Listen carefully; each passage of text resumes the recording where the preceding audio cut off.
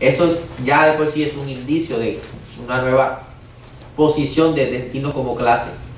Tal vez sea un poco más difícil de explicar en estos momentos, tal vez en otro momento se podría explicar mejor, pero se puede decir que ha crecido las divisiones de clases de opresión en nuestra actualidad.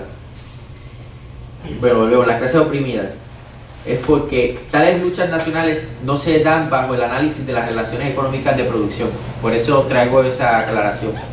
La mayoría de las veces, al pensar solamente en lo económico, se suele dividir en puramente lo que es trabajo y no trabajo. O sea, quién explota y quién explota y a quién se explota.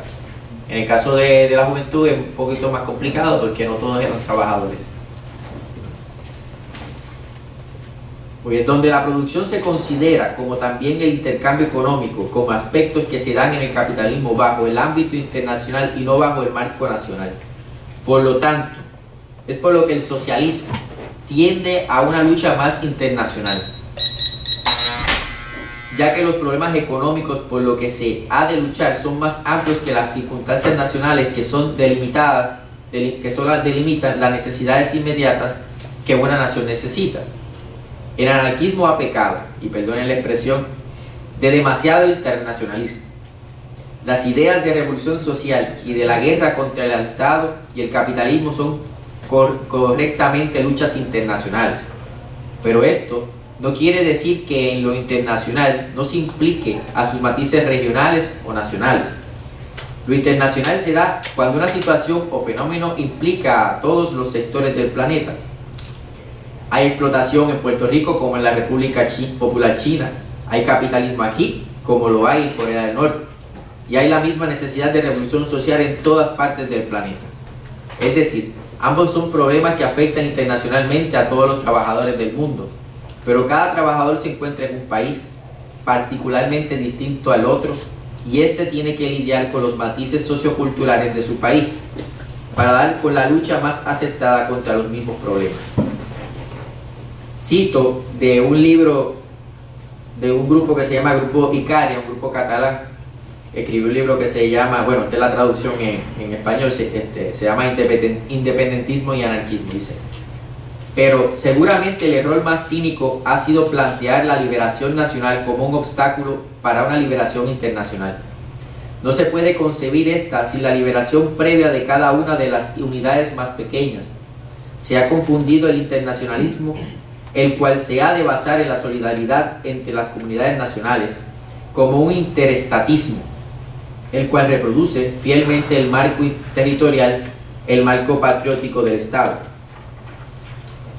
El anarquismo bonano, uno de los exponentes más importantes de lo que es las luchas armadas y luchas nacionales en América, es de los anarquistas que plantean que la lucha internacional libertaria no puede tener éxito si los anarquistas no conciben las luchas nacionales como parte importante de desarrollo revolucionario para la construcción del federalismo libertario de la sociedad.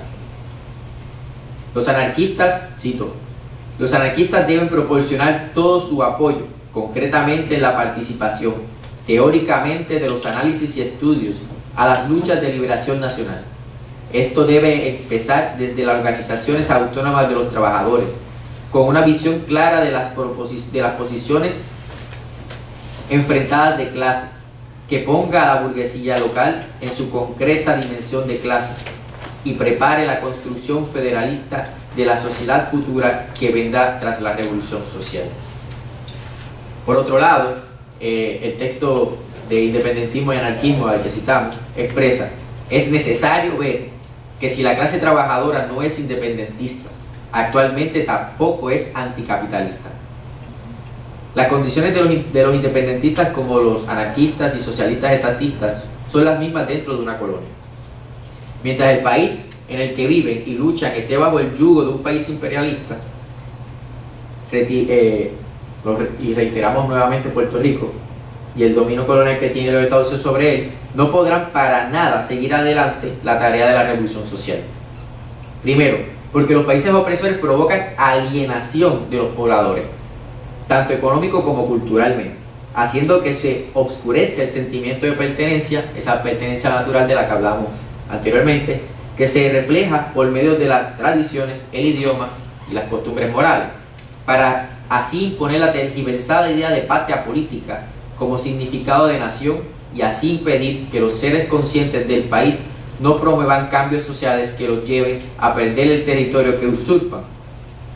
Segundo, los gobiernos opresores, en el caso de Puerto Rico, imponen sistemas de explotación y capitalistas, por lo menos en nuestro caso, construyen, y en la mayoría de los casos del mundo, construye una estructura de poder estatal fuerte en el que se le permite obtener el plusvalor, puedo utilizar alguna fraseología marxista clásica, obtener el plusvalor mayor del trabajo que los ciudadanos, en el caso puertorriqueño, producen en el país. Aún más, en el caso de Puerto Rico, el gobierno de los Estados Unidos creó las condiciones para que las empresas, especialmente norteamericanas, estadounidenses, pudiesen explotar a los trabajadores y sacar el plusvalor mayor, o sea, la ganancia mayor, sin tener que invertir más del mínimo requerido y así enriquecer a costa del trabajo y el esfuerzo de los puertorriqueños. José Elías Torres, en su libro Filiberto Ojeda Ríos, su propuesta y su visión, nos resume el trabajo de opresión que los países imperialistas y capitalistas hacen para debilitar a los ciudadanos del país que colonizan. Dice, por un lado, encontramos la fuerza de naturaleza colonial que impone un sistema socioeconómico y político. Estas fuerzas, a su vez, generan unos procesos sociales afines a sus estructuras de dominación y opresión. De esta manera aseguran la explotación económica, la subordinación política y psicológica y de la desintegración cultural y nacional. Todo esto, unido al control absoluto de los mecanismos represivos del Estado, les permite evitar cualquier cambio en el sistema actual. Por tanto, por lo que algunos compañeros anarquistas, como los catalanes de Icaria, en ese libro de Independentismo y Anarquismo al que hemos citado, nos expresan que la clase proletaria no tiene que ser independentista para ser anticapitalista. Es entendible tal proposición. ¿Por qué? Si un grupo de personas no se incomoda por su situación colonial, no podrá para nada pensar en sentirse explotada y en consecuencia luchar contra las estructuras superiores que es el capitalismo. O sea, si tiene la barriga llena y se siente contento, ¿para qué pensar en cambiarlo?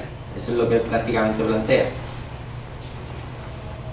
En Puerto Rico, tras la imposición de ELA, o sea, el Estado Libre Asociado, que no es sino el disfraz del colonialismo moderno, se produjo programas que enfriaron las ideas independentistas de la mente de la mayoría de la clase trabajadora, clase pobre. Pues, entiéndase, pues, el proyecto de manos a la obra, las ayudas federales como son los subsidios y el welfare y lo que son los cupones, que por supuesto el Partido Popular Democrático, que fue el partido que supuestamente vino a traer un cambio social, implantó y creó el colonialismo moderno que ahora mismo estamos sufriendo. Esto no es más que, como dice la frase, el baile botella y bala. Mientras un pueblo tenga físicamente problemas económicos, o sea, no tenga físicamente problemas económicos, este no tendrá intenciones de sublevarse, aunque reconozca que el estatus en el que vive no es realmente el más natural. O sea, por natural debemos entender el contexto que Kropotkin planteó de que lo natural es aquello que es libertad, igualdad o la equidad.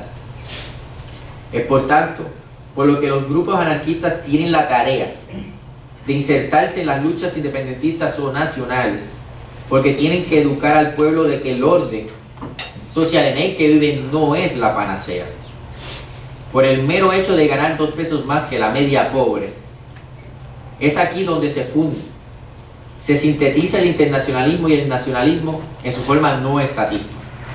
Para que un país colonizado como Puerto Rico pueda en el futuro ser anarquista, los revolucionarios tienen que hacer comprender y luchar por la liberación de los pueblos oprimidos, primero desde un punto nacional y luego ligarlo a la transformación social y política del país, que tenga como finalidad la recuperación de la esencia de la libertad que tanto fomentamos. Esa libertad nosotros los anarquistas la exponemos y materializamos bajo la Federación Libertaria de los Pueblos del Mundo. Es decir, para desarrollar el comunismo libertario,